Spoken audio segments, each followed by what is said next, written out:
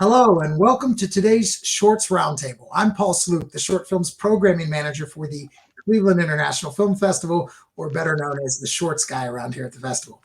We want to take a moment here to offer special thanks to PNC for sponsoring our Filmmaker Conversations content throughout the festival. On today's roundtable, we'll be joined by filmmakers from some of the short films included in Shorts Program 4. With that in mind, allow me to welcome our guests to today's conversation. Hello, welcome, and thank you all for being with us today. Thanks for having us. Thanks for having us. I'm going to ask each of you to take turns introducing yourself, your film, your role on the film, and where you're calling in from today, starting with Jeff. Hi, my name is Jeff Herman. I'm the producer of the short animated film To Gerard, and I'm calling in from Los Angeles.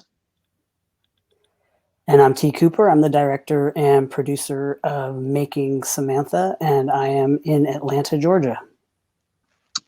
Hi, I'm Akinola Davis Jr. I am the writer, co-writer and director of a short film called Lizard, and I'm calling from London, England. Again, thank you all for joining us from all over. So let's get started with the first question I always like to ask, and our audience always likes to know, is what was the inspiration or what led to the making of this particular short film? Starting again with you, Jeff. Well, our director, Taylor Meacham, this story of To Gerard is very personal to him. It's basically taking his love of magic, which he's had since he was a small boy, and he attended things like magic camp and things like that as he was growing up, and he kind of merged that with this love letter to his father. And really, the inspiration of the story and his father is one of that the greatest gift in life is to inspire others to go on and live their dreams, even if you haven't been able to do so yourself. And he kind of sees that as the story of his father, who always wanted to be a professional photographer, but had to kind of push that aside and just take on other jobs to make a life for his kids, and therefore, and as part of that, inspire his kids to go off and live the creative life that he wished he had had. So that's kind of the nut and crux of the story that inspired it all. One of my absolute favorite animated films this year. Just fantastic. Thank you. Thank you. T.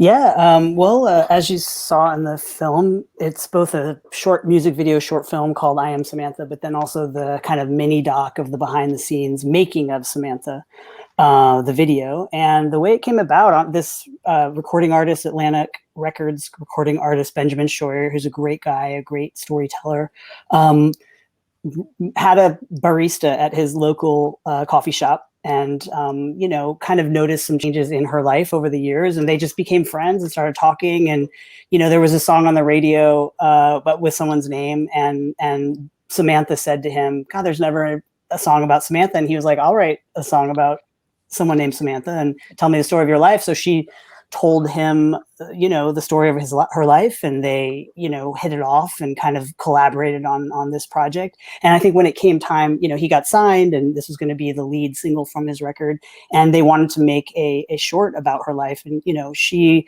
was a trans woman who to make it short, did not have an easy time with her family and came from a really conservative religious background. And when it came time to make the film, they didn't want it to be music video-y. They didn't want him strumming and singing about, an experience that really wasn't his own, but that he was able to bring which premiered and played at Cleveland, which was awesome a few years back. At any rate, he saw that and, just met with him, and we really hit it off. And I kind of came up with an idea for the film to be, to have a ton of people play the part of Samantha. So I cast 27 trans actors in the Atlanta area to play Samantha. So they all kind of, in a way, it's an entirely trans world. And that's the normal world. And there's not a single person who is not trans that appears on screen. And, that's where it came from. It was just wanting to kind of present this beautiful world that was no different or less real than any other. And it was both beautiful and inspirational. The entire programming team just adored the film, loved it. Thank you so much. Akinola. So Lizard is inspired by my upbringing in Lagos, Nigeria in the sort of early 90s. I'm not sure how many people know, but Nigeria was under a military dictatorship for the latter part of for the most part of the 90s and the 80s, and at times it was pretty brutal. And it kind of left people with the sense of needing like an anchor to hold on, because obviously the state wasn't really performing as it should for the people, and most people kind of latched on to sort of evangelical Christianity, or religion in general, because Nigeria is 50% Christian, 50% Muslim. But in the South, where I'm from, people latched on to evangelical Christianity. And in the 90s, there were like super churches that kind of sprung up. So everyone would kind of like go to the different super church at the time, and all the preachers were all really sort of charismatic, and now they're called like pastorpreneurs or whatever. But I always had a particular critical point of view when I was in those environments, and they, suffice to say, no one could really kind of engage me on a critical level, because a lot of those spaces are kind of faith-based. So I would get like kicked out of Sunday school for sort of double questioning preachers and stuff like that in Sunday school. And so after a while, I just kind of found the whole fanfare of church just quite bizarre, and I would set myself these little adventures, whether it was to like sneak into the big service or just walk around for like 2 hours and see if anyone would notice, or go and buy food. So I kind of I kind of harnessed a lot of these memories and then put it into a film idea. But the sort of main catalyst was this one mega church we went to, where we got as we were leaving, we got robbed at gunpoint, and that was kind of the trigger point. And I realized that me and my siblings and my cousins, we'd never spoken about the film, literally up until about a year or two ago, where I said I was gonna write it as a short film. I partially thought I made up quite a lot of the detail, but when my cousin and my brother read it, they were pretty astounded that like they equally remembered it pretty much precisely as I'd written. And so yeah, it's kind of almost dedicated to like a lot of residual childhood trauma for kids on the continent that really sort of never gets dealt with, basically. You used some incredible imagery to tell that story in your film. It really, really worked. It was a great creative film. Cool. The next question I'd like to ask you all is this: to consider for a moment, if there was one story in the making of, or one thing you'd like our audience to know about the making of your film, please share that. Think of what would that be, that one thing you'd like them to know. Starting with you, Jeff. Well, we're a short that came out of one of the studios. We work for DreamWorks Animation, and this short was born out of this unique moment in our studio's history a couple years back, where we had this rare opportunity to provide our crew the chance to step forward and pitch ideas for short form content. And subsequently, the ideas that got selected got to be, those people got to lead and direct those films. And in the case of this particular film, Taylor Meacham, our director, he was a production coordinator at the studio. So he was someone who was in a support role, but got the chance through this program to make the leap over to the creative side of the studio. And it's kind of in a way, it's kind of the theme of the movie, mirroring the real life making of it, where we got to give him a chance to live out his dream by just the simple act of just saying yes. It's that rare thing that we're all looking for, of just that one moment of fate and everything aligning, where opportunity is there. And he had the talent already. He had this great idea already formed, and he made an incredible film. So that's kind of the tale behind the tale. Love it when the cosmic strings come together to make those things work. It's great. T.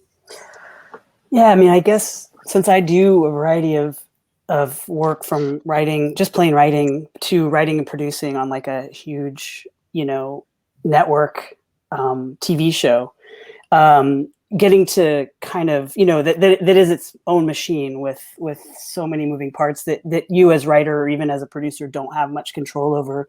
But I would say with this film, when it came to me and I spent some time in the world, I met the Samantha and Benjamin and just kind of talked about the story. It just became really clear to me that it was important to have obviously someone like me, a trans person, behind the camera.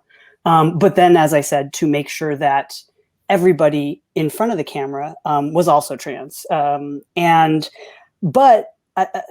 something that I hear so often when people are talking about like bringing people up behind and giving folks experience, I always hear, oh, it's so hard to find women DPs, or it's so hard to find folks of color who do this, or it's so hard to find queer folks. And it's like, it just, for me, it's not that hard. You literally have to make one extra phone call. It's you have to actually care about it to do it. And for me, not only casting 27 trans folk in Atlanta who came from different experiences and ages and geographies and body types and colors and religions and relationship status, all that stuff was important for me to bring in front of the camera. But behind the camera too, it was something that I was adamant about, that everyone on crew needed to be female, a person of color, or in the LGBTQIA community. And I achieved that. And as a result, and literally like 98%, I always say that we were 98%. And the only, straight, white, cisgendered folks, males on the crew were PAs. So for me, flipping the hierarchy there was like super, I'm very proud of that. But I feel like it shows in the film, and it definitely showed on set. The folks who took part in it were just like, I've never been on a set like this in my life, where people just felt like their work and their experience were just so honored, and it shows. And I felt backed up and supported, and I trusted everybody implicitly, and I cared about these stories as though it was my own story, because it is my story. So, I just think that shows, and it's just so important to get people the experience, so that then they go on into the world and bring other experiences like that to set, whether it's in front of the camera, behind the camera, or in other supportive ways. Just another way that film can be transformational. That's great. It's great. Akinola. Well, both those things are fascinating and really inspiring, actually. I don't know where to start. I feel like the sort of difficulty level of the film is probably the story. I mean, whether it's being my first short or shooting on 16mm film in like 38-degree heat in West Africa and flying film in. But I actually think the story that probably lends itself to that is it being my sort of first narrative short. I had desires on who I wanted DP to be. I have a bit of a commercial background, so I wanted it to be a DP from a commercial background, someone I'd worked with, someone who I know is really good energy and just really kind-hearted to everyone. But my producer pushed another DP on me, a guy called Shabir Krishna, who at that point I'd never really heard of. But she really sort of encouraged him, and he kind of won me over. And I'd met him, and he signed up for it. And then about a week later, he was like, he'd just finished rapping on Steve McQueen's Small Axe series, and he'd shot about 6 films. So he was pretty burnt out. So after I'd been sold on this person, who I wasn't initially keen on, and totally got sold on him, he then pulled out, citing that he was like emotionally drained. And obviously, you can't really, you have to really think of the larger picture, which is not putting someone in a detrimental position. So we went through a series of having to pick a DP with about 4 weeks to go, with everything set up. So we ended up finding another DP who came on board, and he was amazing. And he convinced us to shoot on, we were going to shoot on digital, but he convinced us to shoot on 16mm, which was a huge debate. It took about like a week and a half, me convincing everyone to fly out this stock, and not be able to watch playback or anything like that. So we committed to it. And then with about 2 weeks out, he had to pull out because he had to grade an Amazon feature, which he'd done. So we're 2 weeks out of the film. I managed to get another DP. And then within about 24 hours of her confirming, she had to pull out because of another commercial.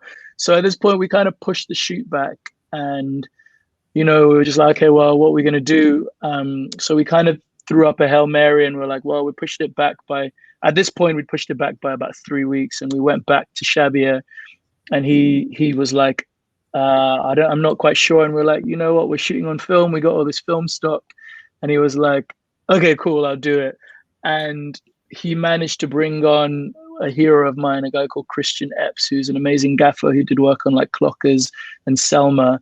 So, Jeff spoke about stars aligning. And I think, in any of those iterations, we would have got a totally different film, probably good in a different way. But I think in some instances, you just have to kind of take every instance as a lesson and just be submissive to kind of the energy of what the film demands for itself. So yeah, that's probably a long-winded story about how it came together. Well, if people have seen your film, that all shows up. There's such a texture and feel to your film, as I mentioned, the imagery, and some of what you just said now makes some of that make even more sense, having seen the film and being so affected by the imagery and the texture of the film itself. So again, I have to thank you all for sharing. Those were some great stories that give some real background and depth to the films that they're going to see. Your stories are so very different, because that's one of the things we love to do at the festival, is to share a variety of films in every package so that all the films stand out, and all three of yours very much will. So thank you all so very much for taking the time to be with us today. Wicked. Thank you. Thank you so much for having us. Yeah, and thank you, Paul, for chairing the roundtable. Thanks so much. I can't wait to see your shorts. I can't wait to see both of your shorts. Likewise.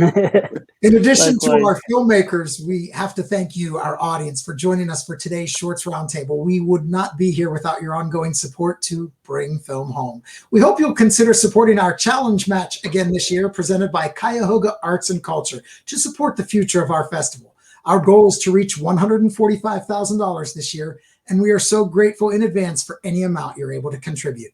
To make a donation, or to purchase tickets, or check out our full schedule of filmmaker conversations, please visit us at clevelandfilm.org. With that, please stay safe, stay healthy, and we'll look forward to seeing you back here again very soon.